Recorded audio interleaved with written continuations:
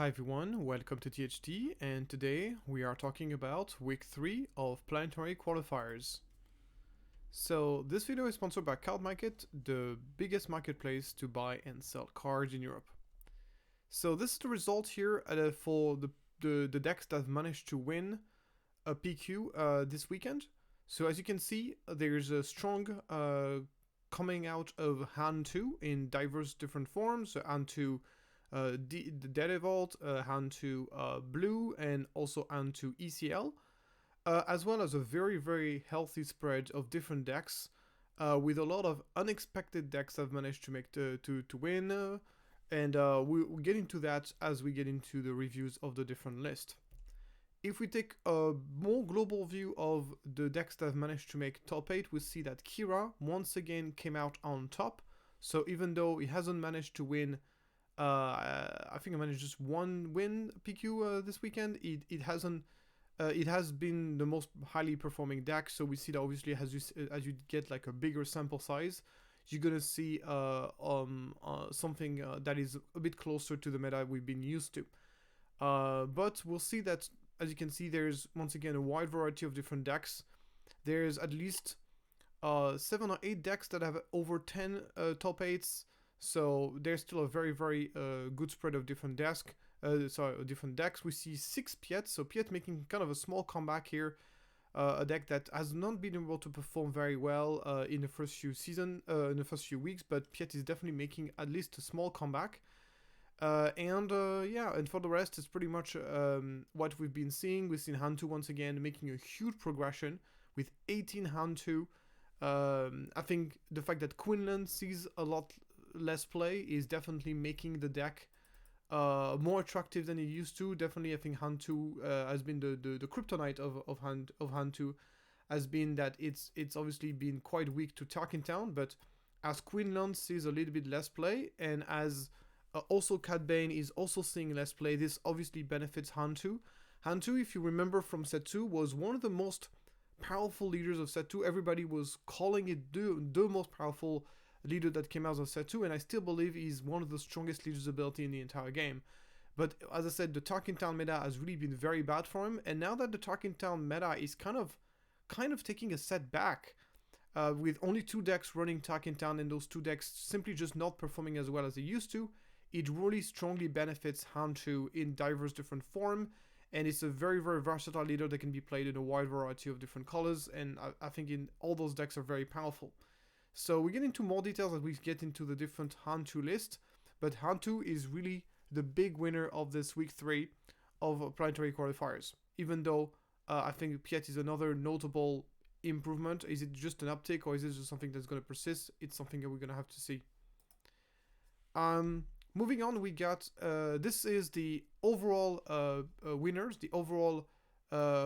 So as you can see, Kira still has a pretty comfortable lead, but this leader is getting smaller and smaller after this week, since he didn't win many PQs this week, and that obviously other decks are kind of catching up a little bit. But he still has a comfortable lead after this spectacular week 1 where Kira basically got a pretty big lead from that point on, so things are kind of rebalancing after. And if we're looking at the overall top 8 since the beginning of the PQ season, we're seeing that Sabine is still on top, but being slowly got up by Kira, and we're seeing things kind of rebalancing a little bit. We're seeing, of course, Quinlan's kind of losing market share and other decks kind of rising up as time goes by, which is very interesting. So moving on, I just wanted also to highlight the performance of Team Enigma in this weekend. So we got Sip, who won the PQ Poznan in Poland. It was a PQ that gathered, I think, 67 players. So, and we have T85, who managed to win the PQ. What was the PQ he won? He won managed the PQ. I think it was PQ Dresden, and this PQ had around 30 players, so a smaller PQ. But yeah, great performance from Team Enigma as usual. Really nice to see the team performing well. We get into a little bit more details about the decks they were running. So this is the list that T85 ran during the PQ Dresden that he won with. This is an Anakin blue running Capital City. So the reason why the Anakin players are coming back to playing a 30 HP base instead of 35 HP base is because really the only matchup in which running 35 HP is really beneficial is against aggro, but against pretty much every other matchup, including the Quinlans, including the Kiras, the Hans, and all those matchups, it's actually better to have a 30 HP base. Because then you can you're not obviously getting an extra card at the beginning of the game is huge for consistency's sake. It also makes you more resilient to the enemy discard, and it also allows you to have a wider amount of different answers against the opponent. So just consistency, it just makes you more consistent overall. So it turns out that after a lot of testing, it turns out that running 30 HP base seems to be the right call for this deck. He's running a pretty classic list. He just has caught a couple of cards, kind of like he's only down 2 outer run outlaws, which is really kind of the newest addition to this deck, a card that can basically deal with all the 3/5s without dying. But he only runs 2 of them. He runs a random copy of Redemption, which most decks do not run. He's running a random copy of Obi-Wan, so he runs like a couple of one-off that can really take the opponent by surprise. So I really like his list because it's kind of a good middle ground between a classic, solid Anakin list, but still runs a couple of cards that can take you by surprise. The Pillage also is a card that we've seen less and less, so the fact that he runs this kind of can get you by surprise as well. And he's then running the once again, nothing unusual, he's running the bombing runs, which is probably an answer to Vader 4 becoming a lot more popular. So the bombing runs here, the 2 copies of bombing runs in the sideboard, really, really helpful as well. So yeah, so this is pretty much his list. And this was the list that Sip was running, and he won the PQ Ponza with it. It was a relatively large PQ, so, and obviously that's a similar deck that he ran in Lille. Obviously it's a very, very strong deck.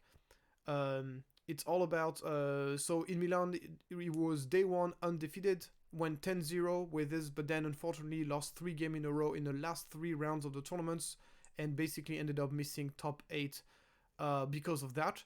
But obviously he's very comfortable with the deck. Him and Beton have been grinding this deck a lot. They were already playing the deck a lot in set 2, and they realized that the deck was simply just very well positioned in the current meta, and they've been running it, and they've been having great success with it. As you know, you probably know the list, right? It's very much a zoo aggressive deck. What I mean by zoo is like it's an aggressive deck that relies on overwhelming the opponent with a lot of units on the battlefield. Thanks to Han Solo's ability, he has very explosive starts where he can start turn 1 Mace Kanata plus a turn 1 Heroic Renegade. It can really put tons of pressure. If you want a more detailed explanation on their run, I will put in the description below the video of the Swoop Racers, where they're going to be going a little bit more in depth about the run of SIP during this tournament. So yeah, but I just of course wanted to highlight the performance of my team Enigma. Moving on now to other Planetary Qualifier winners, we have Twilim, who has been running his Thrawn green deck, which is the same deck that he did, I think, a top 25 in Lille with. And in my opinion, if you want to run Thrawn, this is probably the best way to go about it. He won a 69 players PQ, the PQ Stockport, with this list. I think this is a very, very powerful list. It's pretty much just like a kind of a soft control, a little bit similar to Kira. We see Super Laser Blast, tons of removals, but still has kind of this mid-range vibe.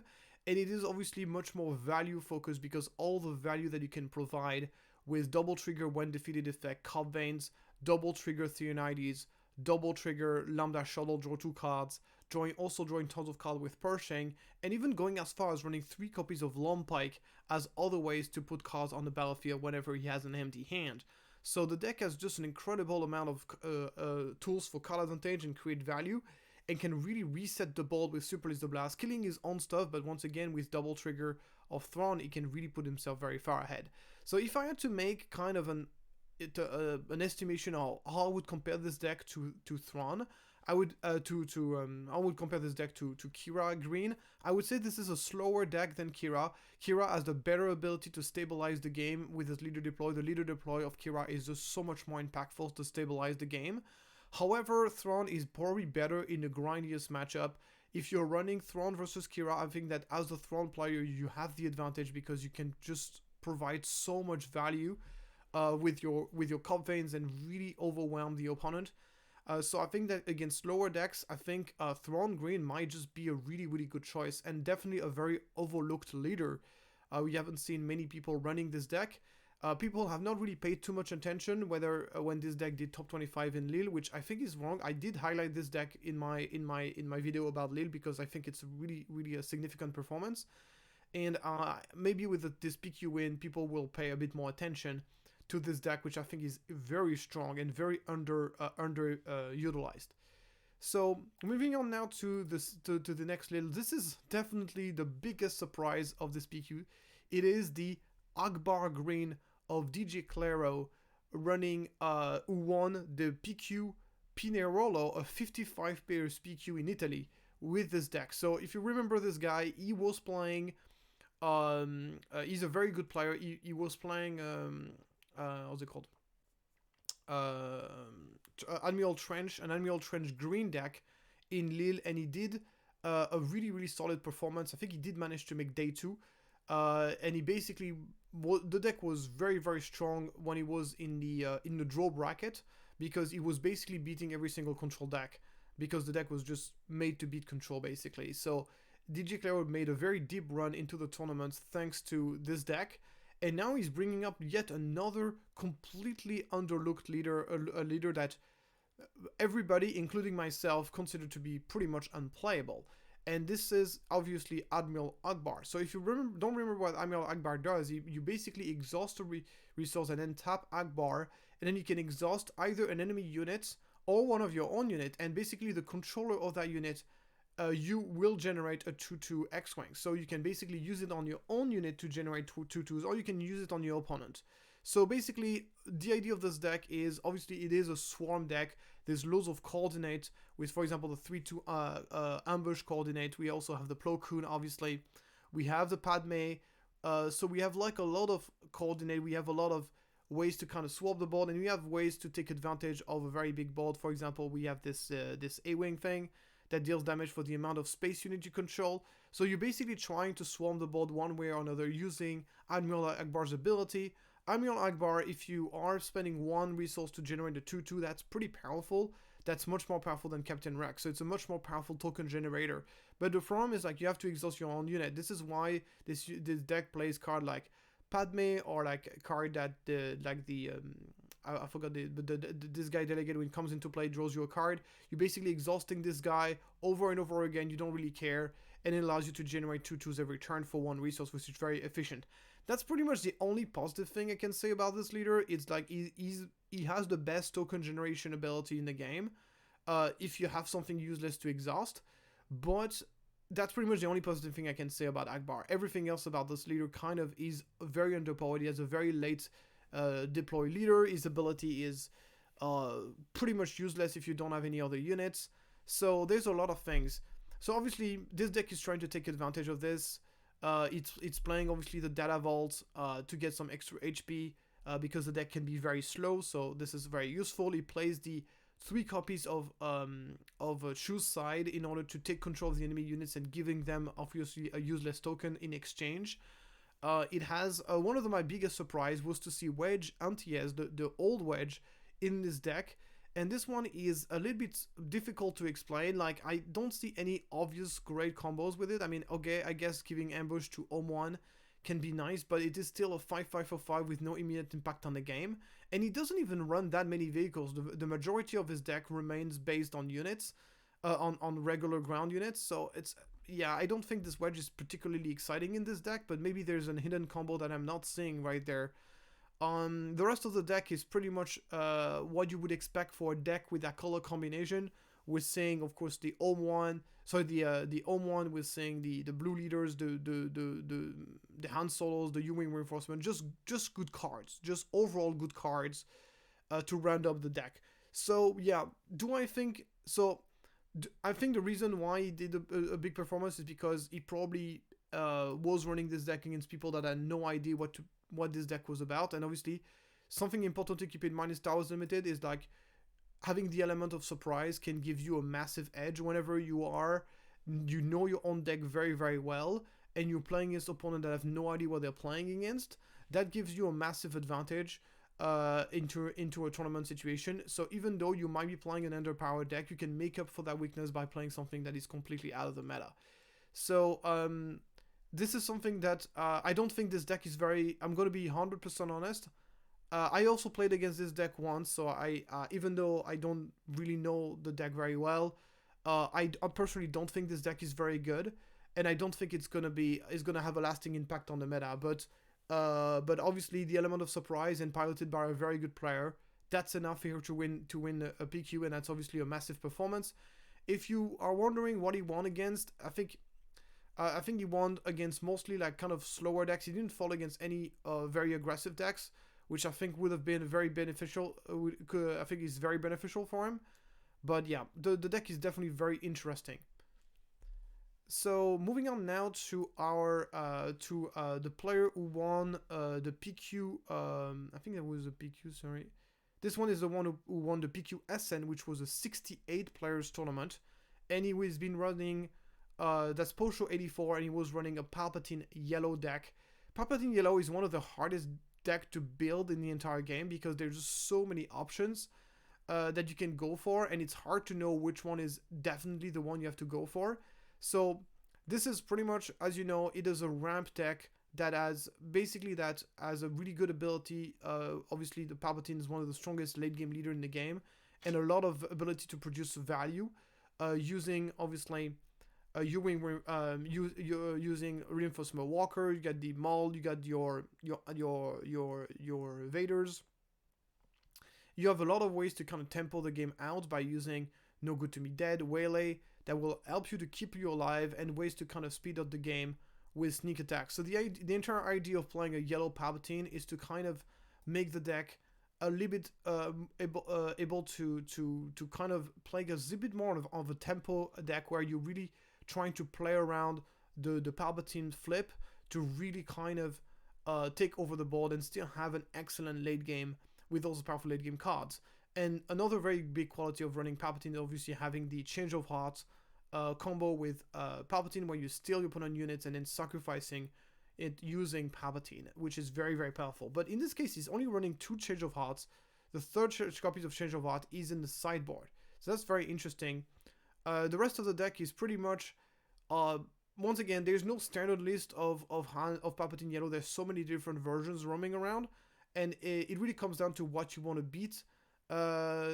This version seems to be relatively balanced out of the main deck at the very least, and he's playing just it's pretty much like a very, very list. We have 1 copies of Bamboozle to take people by surprise because people don't expect Bamboozle in villainy decks. So when Bamboozle, whenever your opponent does not expect it, is even more powerful. And yeah, the deck is pretty much, you were saying the card, at least the card that we're seeing, are pretty much what we are used to whenever you're looking at the Palpatine Yellow list, where you really want to go for this late game situation and really try to get this massive tempo swing where you get this Palpatine deploy, you get to play Change of Hearts, and you get to just take over the game and win from that point. And it's also a deck that is pretty good against control because it has access to main deck Bazine and a lot of ways to produce value with Vader and walkers and all that stuff.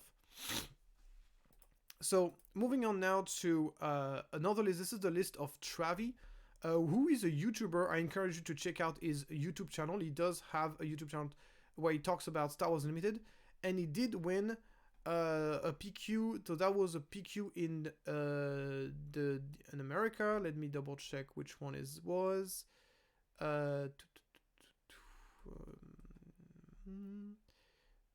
Okay, that was PQ Utah. Yeah, PQ Utah, which was an 85 player PQ.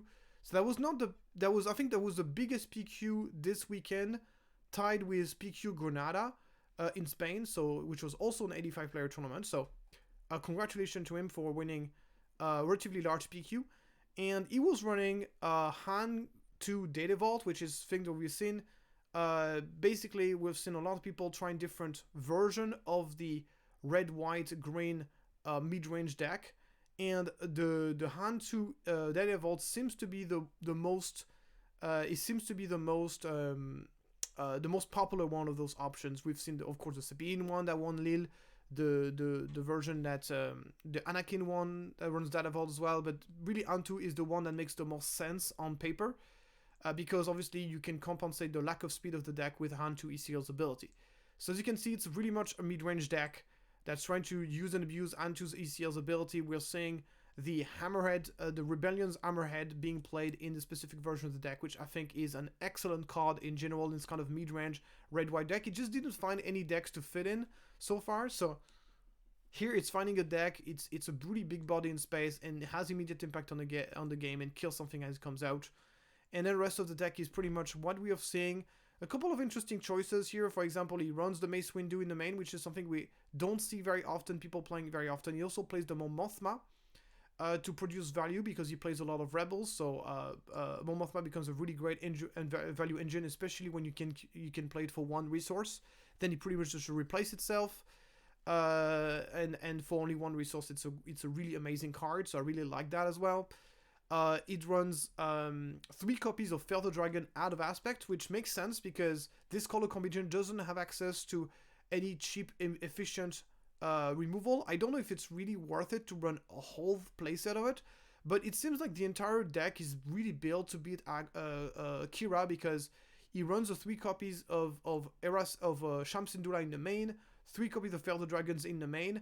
Those cards you would normally think about them in the sideboard, so really this version of the deck has really been played and optimized in order to beat Kira. Then we're also seeing this card, which I forgot the name. It basically for 1 resource destroy an upgrade and deal 1 damage to a unit, but it doesn't work on leader upgrade. So normally people prefer to play Confiscate because there's actually quite a few pilot leaders in the game, notably Vader from the Vader 4. It's being able to shut down that leader for 1 resource is insane. But there's some advantage of running the one that deals damage instead, because if you're going against a Sabine and you're able to basically destroy a Darksaber and deal 1 damage to Sabine, it does make a lot of difference to deal 1 damage to that Sabine. So then you can actually block her with an Echo-based Defender. So I can see this happening. Overall, I would prefer to play Confiscate most of the time, but I can see an argument being made for the 1 damage copies instead. Also, the 3 timely interventions for the late game. It just seemed to be a really solid card. It also runs 1 copy of Anakin Skywalker as another 6/6 for 5. He already plays the full playset of Poe Dameron. The fact that you can play those cards on 4 as a 6/4 for 4, which is a pretty good stat line, or as a 6/6 for 5 is very flexible. And if there's one deck in which you can definitely play an additional Anakin on top of the Poe Dameron, it definitely has to be this one. Yeah, so pretty cool deck. It's something that we've seen before, but it's nice to see this deck making some results. Moving on now to a list that was by Doc 84103, and he did manage to a top 8 performance. I think that was in PQ Malaga, or well, that wasn't one of the Spanish PQ. I'm sorry, I don't remember which one it was, but I think he didn't win. He made the top 8, I believe. And this list is the good old Kondoku Yellow. The Kondoku Yellow list is actually a deceivingly aggressive deck. It's a deck that basically try to cheat an invincible on an invisible hand on turn 2 using Count Dooku's ability, sacrificing, putting a turn 1 play, and then using the Count Dooku to put down a massive unit, invincible on turn 2, and really put a tremendous pressure on the opponent. It has obviously the exploit. It's really kind of an aggressive deck, even though it has a leader that deploys on 7, which is very unfortunate because the Count Dooku is unfortunately not super relevant as a leader, but he has such a strong and powerful leader's ability that it makes up for that with this deck. So It's nice to see Kondoku making a bit of result despite the ban of triple deck raid, which really hurt the deck a lot. And I'm hoping as more separatists are going to be printed, it's going to make Kondoku better. But the problem is that Kondoku as an aggressive archetype is always kind of a tricky one, because it always going to be deploying on 7, and deploying on 7 whenever you are playing an aggressive archetype is just so counterproductive, because most of the time you win the game with, you're basically playing without a leader deploy, which is such a big deal. So my opinion is that I think Kondoku right now he's better as an aggressive archetype, but I hope that as the game is going to evolve, we're going to see a little bit more as more of a control archetype, because there the deploy on 7 would be less of an endurance. Any interesting things about this list is that he's running out of aspect the droid bomber, which is such a great card in an aggressive deck with a lot of separatists, but obviously here you have to play it with out of aspect, but the idea is obviously to pull it out of invisible hand. But I guess that sometimes you can just play it for 4 just as a way to finish the game off and deal some direct damage to face. This is very much an aggressive archetypes, as you can see. So moving on to, I just wanted to let you know that you can currently pick up Invincible for 2.5 hero on card market. It's a very cheap legendary, and it's a legendary that at any time could become very, very competitive if Kondoku ever becomes a meta deck. So always pay attention to this to this card, and if you have a way to pick up for cheap, you can pick up it for cheap before it becomes really expensive. Next we got a Cadbane that was piloted by Daniel Moreno Montero, and he went and did win the PQ Granada, which was the second 85 player PQ that happened this weekend, which was relatively large, and he was running a Cadbane Red. So as you can see, this is pretty much the Cadbane that we know and love. The deck has not really changed too much, and it's nice to still see the deck pulling performance despite being a little bit less popular than it used to. But yeah, this is pretty much, I think, a pretty well updated list. I think it's very, very solid, and I like it very much. It's just a really solid Cadbane Red. It runs everything that you like. As you can see, plays very little red. Something that surprised me is to not see any Shamsindullah in the sideboard. For me, Shamsindullah is one of the best card for sideboard card for Cadbane that really helps in matchups which normally are pretty difficult. So I would be really interested to know and hear some thoughts on the reason why he did not include Shamsindullah in the sideboard, because for me it's such a no-brainer. I love the Jabba the Hutt here that can actually fetch the Bamboozle. Bamboozle is a trick, by the way. You can actually get it from Jabba, so that's nice. That's a nice. And Bamboozle obviously very strong in the current meta. Next, this was my personal favorite list of the weekend. It is a Mace Window mid-range, almost control-y double red deck, and I thought and dreamt about this deck so much, but unfortunately I've never managed to make it work. And here it managed to make a top, I think it was a top 4 in a very small PQ. It was a 25 player PQ, so obviously it's not the performance of the year. You can't really draw any conclusion for such a small tournament, but needless to say, it's nice to see this deck performing. It's nice to see this deck putting performance. I think the deck is just very sweet. And so basically the idea of the deck is you're basically playing kind of a control double red deck, where you are playing some unique for obviously trading into the opponent turn 1s, and then you are going to be dealing damage. You have loads of damage based removal like Daring Raid that you can upgrade with Mace Window. Basically Daring Raid becomes a damage deal 3 for 2, which is very strong. Then you can Open Fire, is basically either deal 4 for 3 or deal 5 for 4. Then you obviously have Aggression, which is great in a control deck. And you have the good old Unlimited Power, which is a great combination with Mace Window deployments. You also even have some Smuggling Aid here to heal yourself up. This color combination doesn't have access to any healing, so having some healing out of your resource pile is very nice. Even go as far as playing the Planetary Bombardment to combine with the Senatorial Corvettes. This is just very, very sweet. There's a lot of cool stuff going on in this list. I don't think this list is great, and the reason is because it's a very slow deck, and unfortunately whenever you're playing a slow deck, you want to have a deck that has a variety of answers. against anything that can come out. And the problem is like this deck does not have that.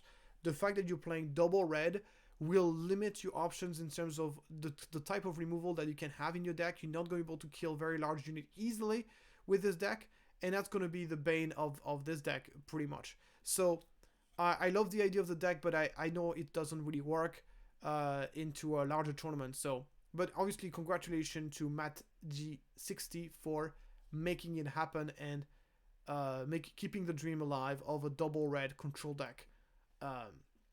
Then there's another deck interesting that I want to take a look at. It is the Luke Skywalker Hero of Yavin Blue from Ever 6RB, which did a top 8. I think that was a top 8. I don't remember a tournament. That was an American tournament. He did a top 8 with this.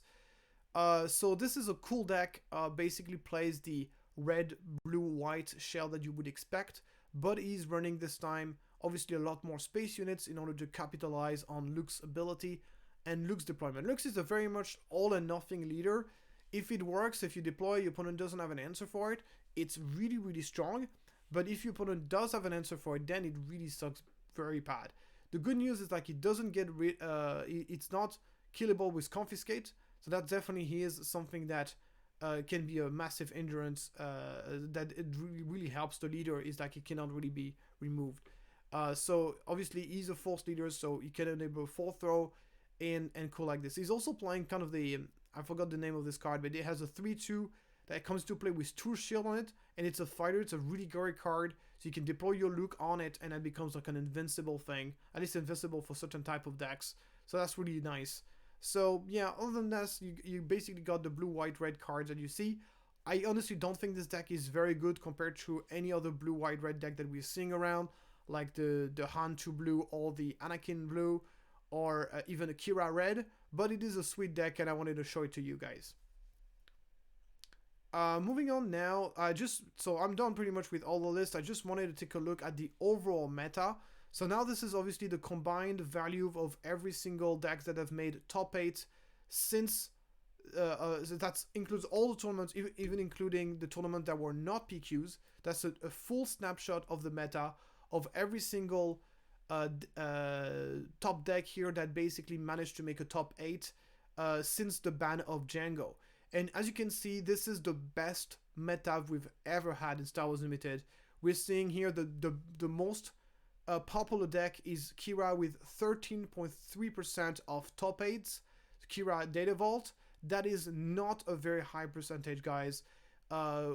Basically, if you have a meta that is basically anywhere below the 20%, that's really good. I think the best that we had in the meta in Star Wars Limited so far was like the best deck being around 20%. This is basically 13.3%. That's 7% less. So this is very, very healthy. I think the dream is to be at 10%. If you can get to 10%, that's the holy grail of a meta. That's where you really know you have I think 10% is kind of like the minimum you could reasonably expect. But 13.3 is an amazing, amazing meta. That's the best meta we've ever had in Star Wars Unlimited. With the best deck being at 33.3%. Then we have the Sabine Isia, which is not far behind, and then you got a variety of different decks. So some people were pointing out that currently there is like a big imbalance between heroism and villainy. I can tend to disagree with this. Yes, okay, heroism deck are currently better than, there's just more heroism deck that are performing compared to villainy decks. That's true, but you can still play a villainy deck and do very well, and there's a wide variety of different villainy decks you can play. There's obviously, if you want to go for the soft control, you can go Kira Green.